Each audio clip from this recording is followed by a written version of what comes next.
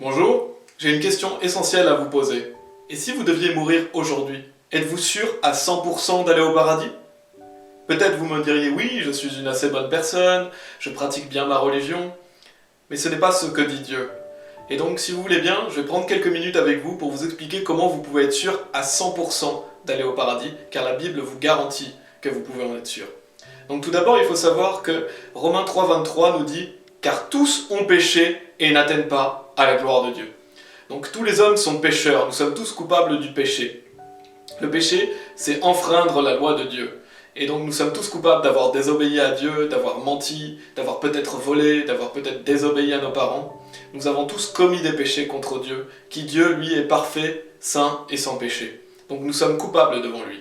Et donc le verset nous dit « Et n'atteignent pas à la gloire de Dieu ». Parce que Dieu étant parfait, nous ne pouvons pas être parfaits. Donc nous ne pouvons pas aller au paradis par nos bonnes œuvres. Car il faudrait que l'on soit parfait. Or nous sommes pécheurs. Donc nous ne pouvons pas atteindre la gloire de Dieu. Et ça c'est très important que vous sachiez que personne ne peut aller au paradis par ses bonnes œuvres. Ensuite, Romains 6,23 nous dit au commencement du verset « Car le salaire du péché est la mort ». Donc la conséquence de notre péché, c'est le fait que nous allons mourir un jour. Nous méritons de mourir à cause de nos péchés. Ça ne s'arrête pas là. Vous avez une âme et un esprit, et vous rentrez dans l'éternité, soit au paradis, soit en enfer. Donc soit à la vie éternelle, soit à la mort éternelle. Et la Bible nous dit, à propos de l'enfer, en Apocalypse chapitre 21, verset 8, « Mais les craintifs, et les incrédules, et les abominables, et les meurtriers, et nous sommes d'accord, tuer quelqu'un est un grave péché, et il est dit ensuite, et les proxénètes, et les sorciers, et les idolâtres, et tous les menteurs. » Donc je ne sais pas pour vous, mais j'ai déjà menti. Et je suis certain que vous avez déjà menti, car nous sommes tous coupables de mentir. Tous les hommes ont déjà commis le mensonge. Donc nous sommes tous dans cette liste, et bien sûr nous avons fait pire que mentir. Et la suite nous dit « Auront leur part dans le lac qui brûle avec le feu et le soufre, qui est la seconde mort. » Donc Dieu nous avertit qu'à cause de nos péchés, nous méritons d'aller dans le lac de feu, c'est-à-dire en enfer, et c'est ce qui est la seconde mort.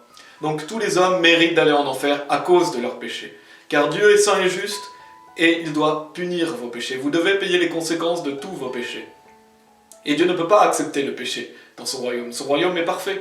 Vous ne pouvez pas rentrer dans le royaume de Dieu avec un seul péché sur vous. Donc, il faut savoir tout d'abord que tous les hommes méritent d'aller en enfer à cause de leurs propres péchés. Mais bien sûr, Dieu est juste et saint donc, mais Dieu est aussi amour. Dieu ne veut pas que vous alliez en enfer. La Bible dit que Dieu veut que tous les hommes soient sauvés. Donc qu'est-ce que Dieu a fait par amour pour vous? Il est dit en Romains chapitre 5 verset 8 « Mais Dieu dirige son amour vers nous en ce que, pendant que nous étions encore pécheurs, Christ mourut pour nous. » Donc ce que Dieu a fait par amour pour vous, c'est qu'il a envoyé Jésus-Christ, son Fils, mourir pour vous. Et ne sachant pas si vous connaissez qui est Jésus-Christ, je vais vous donner quelques informations pour vous expliquer qui est Jésus-Christ.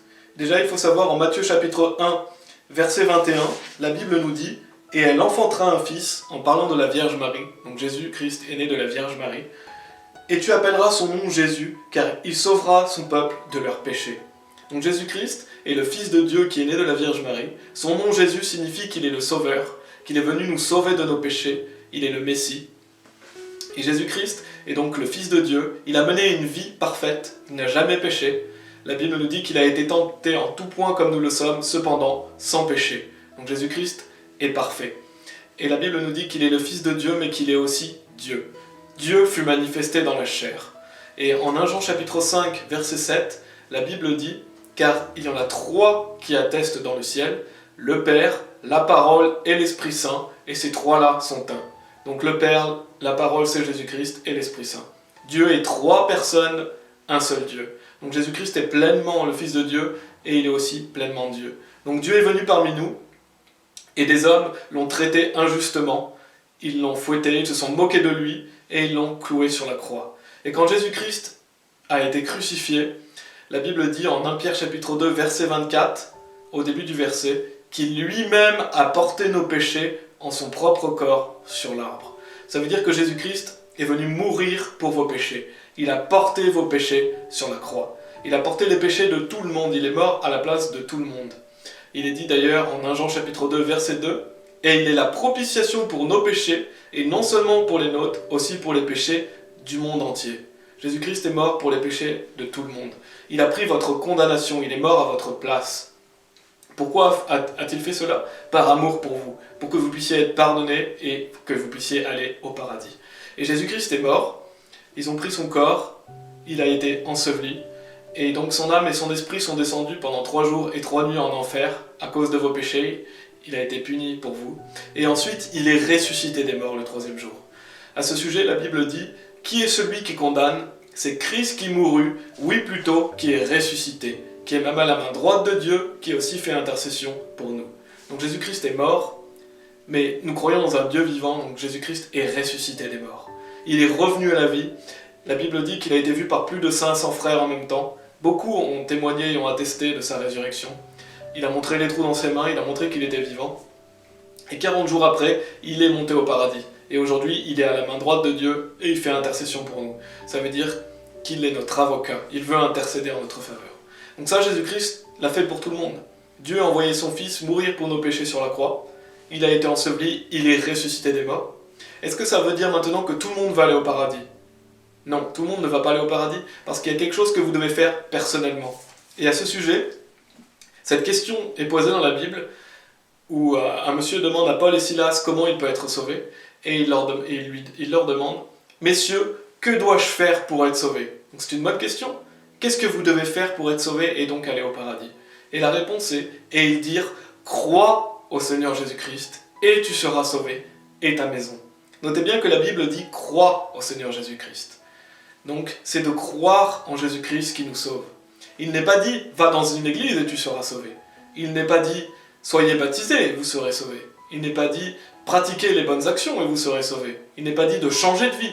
Non, il est dit seulement de croire. Donc c'est seulement en croyant, ce n'est pas par les œuvres. Et à ce sujet, que signifie croire? Croire en Jésus-Christ signifie avoir confiance en lui. Donc que vous avez confiance que ce que Jésus-Christ a fait est suffisant pour vous sauver. Que vous n'avez rien à ajouter d'autre, mais seulement avoir confiance. Et croire signifie aussi se reposer sur lui. C'est-à-dire, comme il est dit en Hébreux chapitre 4, que lorsque l'on croit en lui, on entre dans son repos.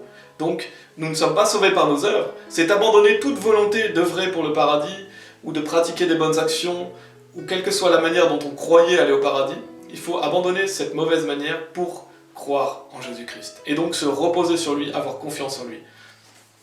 Et il est dit en Actes chapitre 8, verset 37, pour parler un peu plus de cette notion de croire. Donc c'est Philippe qui enseigne l'eunuque et qui lui partage l'évangile et qui lui dit « Et Philippe dit, si tu crois de tout ton cœur, tu le peux. » Donc croire en Jésus-Christ, c'est y croire de tout son cœur. Y croire de tout son cœur, ça veut dire entièrement, complètement, seulement en lui.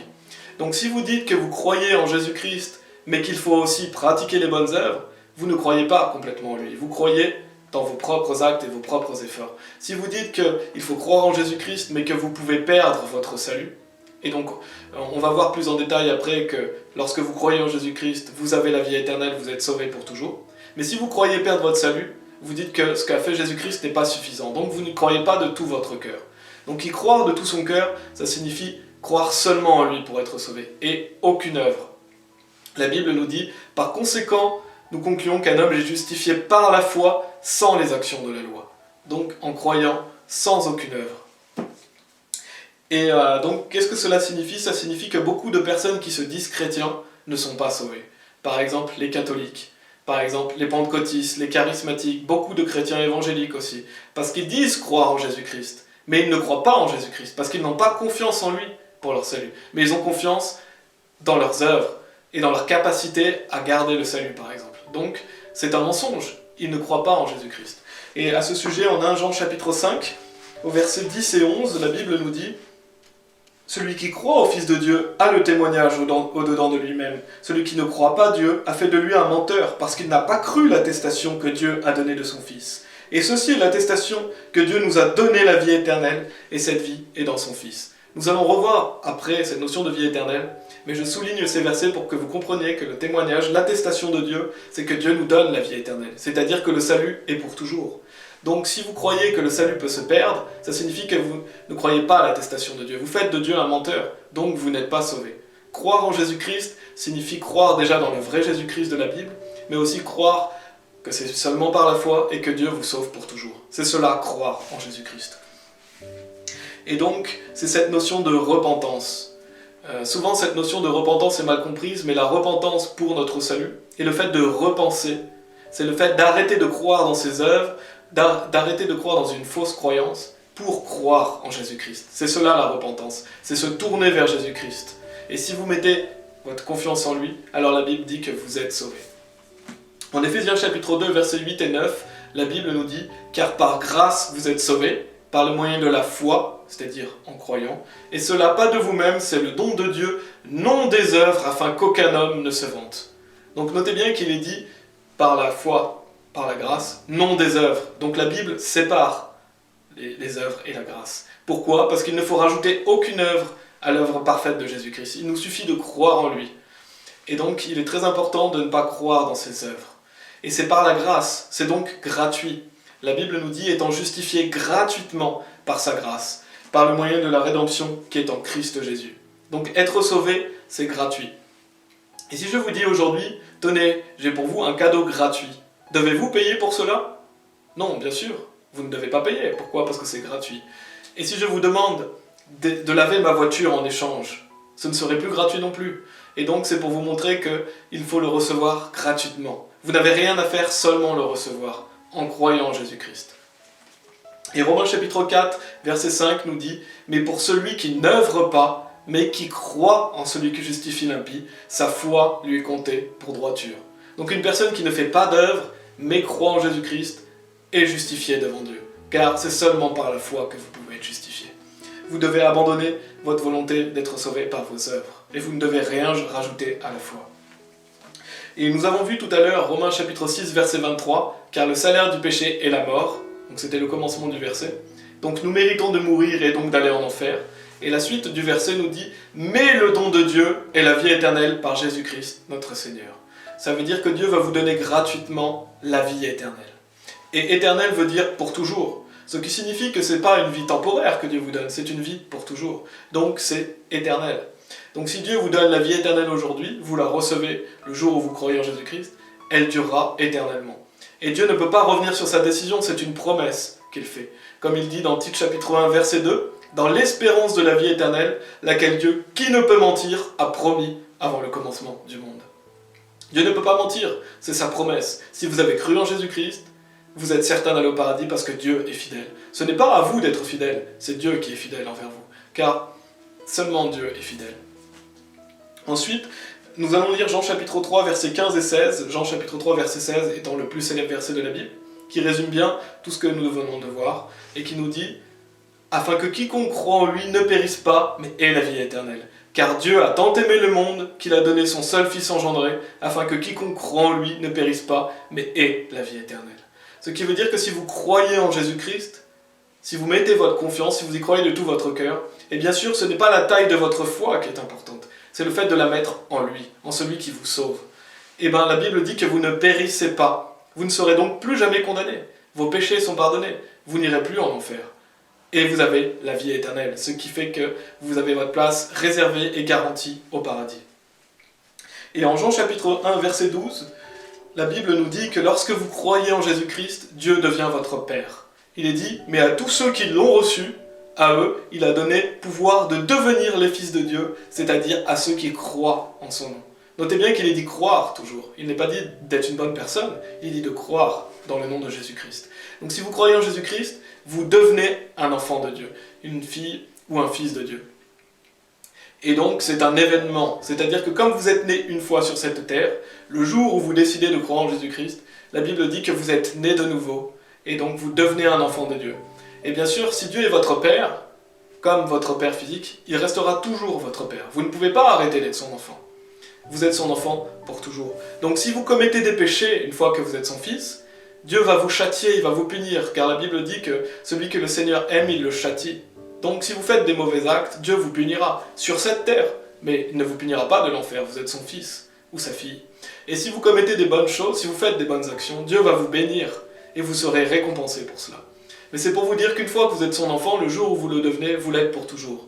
Et notez bien qu'il est dit devenir un enfant de Dieu, devenir les fils de Dieu. Parce que ça veut dire qu'avant vous ne l'étiez pas, Nous sommes tous des créatures de Dieu, mais nous avons besoin de devenir son enfant. Comment? En croyant en Jésus-Christ. Ensuite, il est dit dans Jean chapitre 10, verset 28, donc Jésus-Christ parle des personnes qui croient en lui, et il dit « Et je leur donne la vie éternelle ». Donc c'est un don gratuit, et c'est la vie qui est éternelle. Et ils ne périront jamais.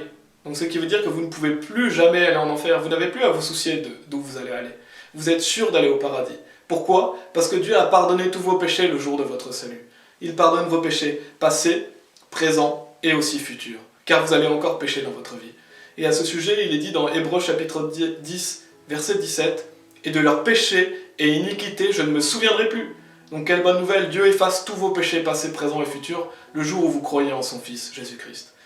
Et la suite du verset de Jean chapitre 10, verset 28 nous dit « Et aucun homme ne les ravira de ma main. » Donc vous êtes dans la main de Jésus-Christ, vous êtes dans la main du Père, Dieu vous tient, vous ne pouvez pas lâcher cette main, et Dieu ne lâchera jamais votre main. Et le jour où vous avez cru en Jésus-Christ, vous n'arrêterez jamais de croire en lui, parce que la Bible nous dit « L'Esprit lui-même rend témoignage avec notre esprit que nous sommes les enfants de Dieu. » Donc Dieu vous donne le Saint-Esprit lorsque vous croyez en Jésus-Christ. Ce Saint-Esprit, vous en êtes scellé jusqu'au jour de la rédemption, donc il vit en vous pour toujours. Vous ne pouvez pas perdre le Saint-Esprit, vous en êtes scellé. Et ce Saint-Esprit fait que vous vous rappelez toujours que vous êtes un enfant de Dieu.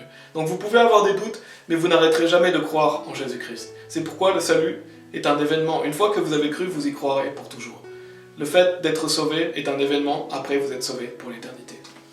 Donc, pour résumer, si vous croyez en cela, si vous croyez que la Bible est la parole de Dieu, si vous croyez que Jésus-Christ est mort sur la croix pour tous vos péchés, si vous croyez que Jésus-Christ a été enseveli et qu'il est revenu à la vie le 3e jour, si vous croyez que Jésus-Christ est le Fils de Dieu et qu'il est Dieu fait chair, si vous croyez que c'est seulement en croyant en Jésus-Christ, ce n'est pas par les œuvres, vous avez seulement à vous reposer sur lui et abandonner toute volonté d'y aller par vos œuvres, si vous croyez que Dieu vous donne la vie éternelle et qu'il pardonne tous vos péchés, et donc bien sûr que le salut est pour toujours, qu'il ne peut pas se perdre, parce que Dieu est votre Père, Dieu vous fait cette promesse, Dieu vous tient dans sa main, enfin il y a de multiples raisons qui prouvent que le salut est pour toujours. Si vous croyez en cela, je vous invite aujourd'hui à mettre votre confiance en Jésus-Christ. La Bible dit « Car quiconque invoquera le nom du Seigneur sera sauvé ». Donc c'est une promesse, si vous demandez à Dieu de vous sauver, si vous y croyez dans votre cœur, Dieu vous sauve. Donc je vais vous inviter à prier avec moi. Et bien sûr, ce n'est pas la prière qui fait que vous êtes sauvé, c'est seulement le fait d'y croire. Si vous croyez en Jésus-Christ, alors vous serez sauvé. Donc si vous voulez bien, répétez après moi. Seigneur Jésus-Christ, je sais que je suis un pécheur, je sais que je mérite d'être puni, mais je crois que tu es mort sur la croix pour moi, et que tu es ressuscité. Merci Seigneur de me sauver et de me donner la vie éternelle. Par la foi, j'ai confiance en toi seul Seigneur Jésus. Amen. Amen. Félicitations, si vous avez mis votre confiance en Jésus-Christ, vous êtes devenu un enfant de Dieu. Vous êtes sauvé pour toujours. Vous n'avez plus à craindre, vous êtes en paix avec Dieu. Et à ce sujet, en 1 Jean chapitre 5, verset 13, la Bible nous dit « Ces choses, je les ai écrites à vous qui croyez au nom du Fils de Dieu, afin que vous puissiez savoir que vous avez la vie éternelle, et afin que vous puissiez croire au nom du Fils de Dieu. » Donc si vous avez cru au nom du Fils de Dieu, vous pouvez savoir que vous avez la vie éternelle. C'est au moment présent. Vous avez la vie éternelle si vous croyez en Jésus-Christ. Ce qui veut dire que vous l'avez reçu aujourd'hui et vous l'aurez pour toujours. Vous êtes sauvés éternellement. Et en Romains chapitre 8, la Bible nous dit que rien ne peut nous séparer de l'amour de Dieu lorsque nous sommes son enfant. Il est dit « Car je suis persuadé que ni mort, ni vie, ni ange, ni principauté, ni pouvoir, ni chose présente, ni chose à venir. Donc rien de ce que vous pouvez faire dans votre vie peut faire que vous perdez la vie éternelle, parce que Dieu vous aime pour toujours une fois que vous êtes son enfant.